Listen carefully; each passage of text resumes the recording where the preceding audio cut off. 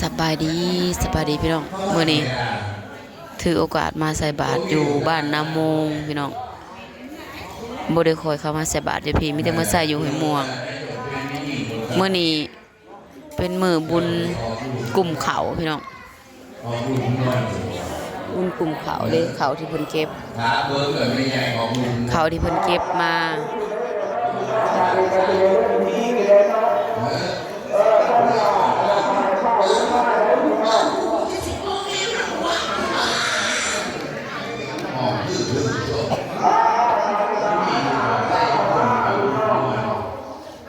เปิดเพลงในสวนที่ออกลูกไม่ได้มาวันไหนที่ออกลูกนี่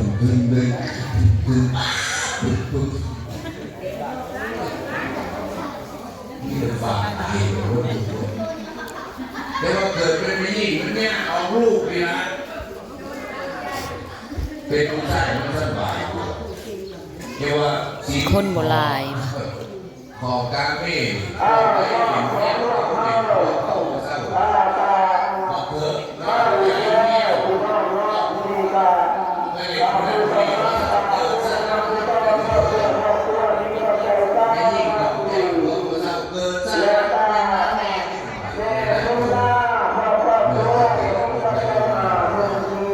เลยว่าเนี่ยเหมือนจะมาเสือนี่อย่าว่าบุญใส่ได้บุญที่บ้านได้บุญหัวว่าได้บุญได้บุญ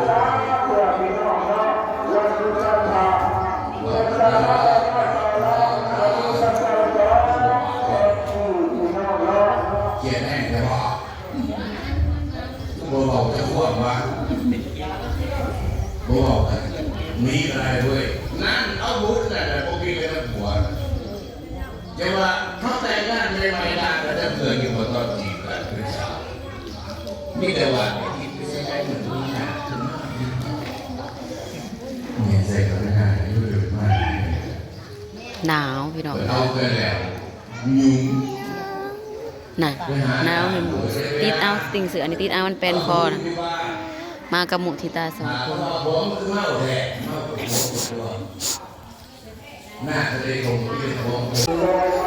ตอนนี้ก็ใส่บาตรยาน้ำแล้วบ่แล้วพี่น้องถ้าแต่พระเพิ่นสันเขาแล้วเฮาก็เอามากินต่อแล้วก็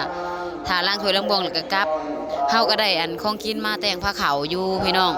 แต่ว่าบ่ได้ถ่ายเนาะตอนนี้เพิ่นก็สูตรควันเขาเพิ่นก็สูตรควันเขา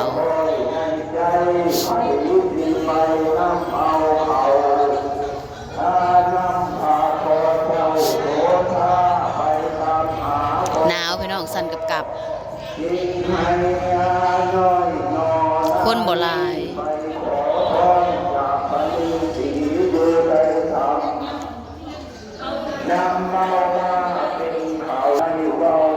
หนาว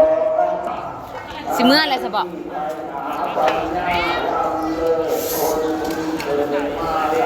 หนาวคัก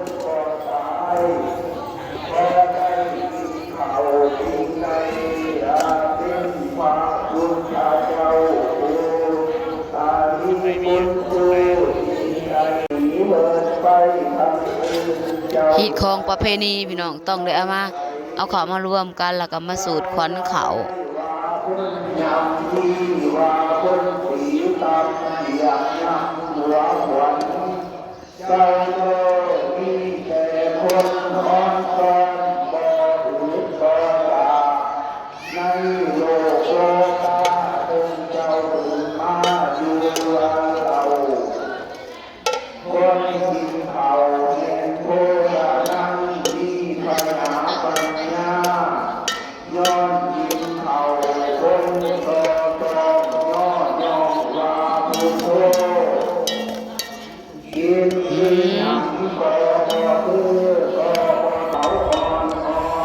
หนาวสั่นกับพี่น้อง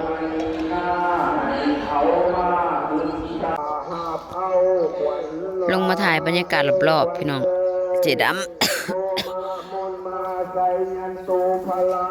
เพิ่นสูตรคนเขาคือสิเบิด บริโภคคำว่าถ่ายคลิปอยู่บ้านตัวเอง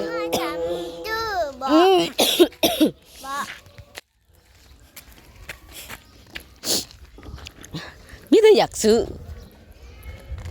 โอ้ยปากไก่ตื่นมาแม่ อืม เตรียมตัวปองเฮียนทำน่ะจะกินขนมทำน่ะ กินข้าวนี่แม่ว่าทำน่ะกินข้าวกระดูกขังทำน่ะบ่มี ว่าเป็นขนาดนี่สันเขาเพิ่นสันเลยเขาแล้วได้นะหรือเขาสิเพิ่นสิติดเขาเลยบ่เพิ่นสิติดเขาขาย เอาอย่าเหยียบเกือบเมตรีกว้างเติบเนาะบัดเอาต้นม่วงออกเนาะหากบ่มีห่มเนาะหากบ่มีห่ม เสียห่ม เสียห่มเนาะสองต้นมักใหญ่ออกเสียห่มไปเลยต้นมะม่วงน้อยมาปลูกแซมขึ้น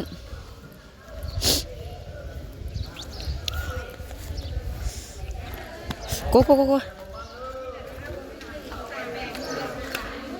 อ่ะเฮามีแบบนี้มาอยู่บ่วะบ่มีแบบนี้อันนี้นะ เป็นยังไงว่าชื่อน่ะบ่ได้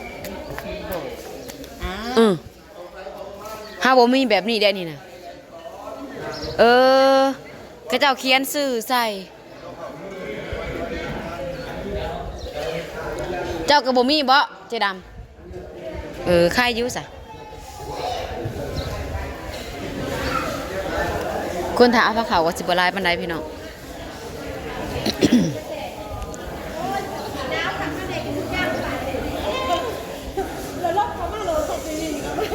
ออกแดดไปแล้วใครเนี่ยบัดเขามาแล้วก็เย็นจ้อยจ้อยโลด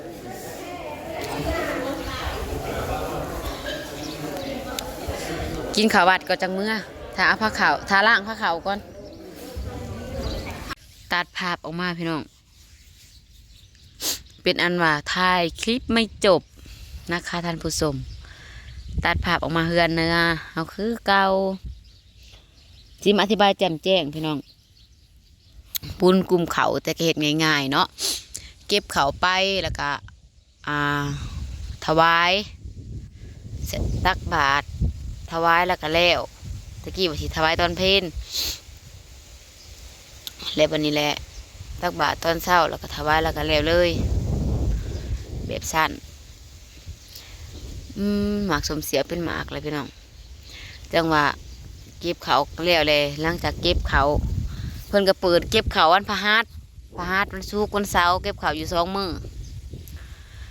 อแล้วก็มีกองบุญแน่เฮ็ดบุญแบบเรียบง่ายพี่น้องเฮ็ดบุญเพื่อสร้างหารายได้เข้าวัดเนาะอันก็แล้วอันนี้เก็บเขาแล้วก็ตักบาตรถวายกองบุญถวายข้าวสูตรขวัญข้าวแล้วก็คล้ายเขาแล้วก็จบพิธีพี่น้องคล้ายเขาหลังจากสูตรควันเขาแล้วก็หลุดพอข้ากับชะโลฐาน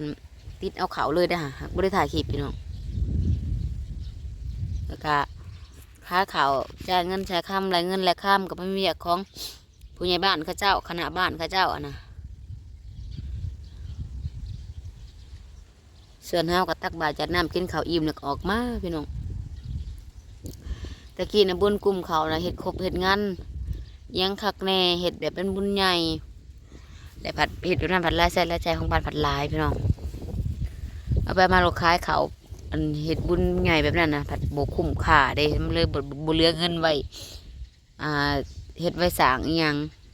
เพิ่นก็เลยเปลี่ยนใหม่แบบนี้ต้นทุมเสียวยายเป็นหมากพี่น้องเห็นบ่รูตุลันต้นนี่นะออกมากับพ่อยายไปหาเห็ดไปสั่นเห็ดไปสั่งได้ออกเดือน1ช่วงเคยไปหาเห็ดบดหมากต้นสมเสียวแล้วแพงแต่ยังน้อยๆผู้ใดนี่นะพี่น้องหากะเห็นป้าเป็นหมากดกอีลีผู้ทางในพร้อมพี่รู้ตู้ลนต้นอยู่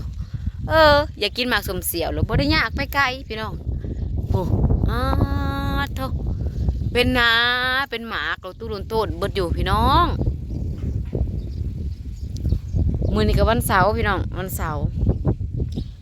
กับพอดีเฮาก็ได้เขาเมื่อใส่บาตรอยู่บ้านผู้ผ้าเตออกมาอยู่หน้านี่นับเถื่อก็ได้พี่น้องเขาเมื่อใส่บาตรจะพูดนี่ประมาณเถื่อ1 2 เถื่อ2 3 เถื่อนี่แหละสุดท้ายมีแต่เขาไปใส่อยู่บ้านห้วยม่วงสิเป็นบ้านเกิดพี่น้องหลังจากเกิดมาแล้วใหญ่สำเร็จสำนึงประมาณเขาเรียนป .2 ป .3 ป .2 ป .3 ก็สิเฮ็ดอย่างเงี้ยประมาณ8 9 ปีนี่ แล้วก็ย้ายมาอยู่บ้านน้ำมงบ้านห้วยม่วงนี่เป็นบ้านแม่บ้านน้ำมงนี่เป็นบ้านของพ่อพี่น้องย้ายไปอยู่บ้านน้ำมงแล้ว ปัจจุบันนี่ก็ออกมาอยู่หน้าพี่น้องออกมาอยู่เครื่องกลางระหว่างบ้านพ่อและบ้านแม่บ้านนี้เอาตะกี้บ่ใหญ่ไปพุ่นบ่ใหญ่ไปพี่บ้านนี้มาตั้งอยู่ในระหว่างกลางบ้านนี้ในระหว่างกลางแต่ค่อนข้างไปบ้านแม่แล้วใกล้กลัวใกล้บ้านแม่กลัวอีกขี่รถเข้าไปบ้านตัวเองคือว่าบ้าไกลๆหนึ่งบ่อันบ่ได้เมื่อดูพี่น้องเพราะว่าส่วนแรกเมื่อแต่ห้วยม่วงเลยจะคือว่าทางนี้นะใกล้กลัวออกมาอยู่ในระหว่างกลางของสองบ้านแต่ว่าค่อนข้างไปบ้านแม่หลายเติบหลายกลัวสิเอายังเฮ้ยสิทมถอนี่ได้อันทมเนี่ยถอมันนี่วันเสาร์พัวพากูอยากบ้ามันนี่พัว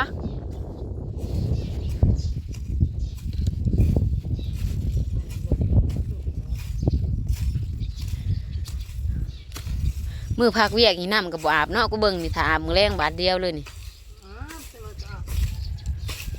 เห็ดนั่นเห็ดนี่ทมทานบ่นี่นะแผนทิศนี่นี่เห็ดยังแน่แผนเสาร์ทิศไม่นะจักดิป้าขี่กันเบิดขู่คนบ่สูอย่าเห็ดกระบาบแต่รถหลายพัดขี่ไปยังเบิดขู่คนน่ะโอ้ยเนาะเลิงพอไว้มันพอแล้วได้กับรถน่ะ2 4 5มิแต่ผู้เฒ่าๆมิแต่อีน้อยก็บักอันนั้นซื่อๆสุไปหอดไซเมื่อกี้ที่หอดห้านไปลงพ่อรถนะใช้บักมูเด้งนะมูเด้งหัวอะไรเหรอกินข้าวให้ลายยี่บ่อยลูกนี่กูว่าได้นะบ่เห็นสู้เบิดขุคนนี่สู้ต้องลุ้มคือรถเอาไปจอดไว้พูดอันนี้ก็เขพูดจระเข้ตายเลยอีทิมโอ้จอดไว้พ่อให้มูเด้งกินแน่ขนมนั่นปลินได้ไหมบานี่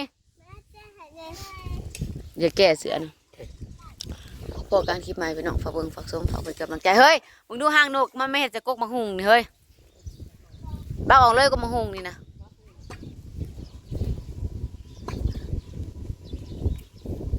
น่า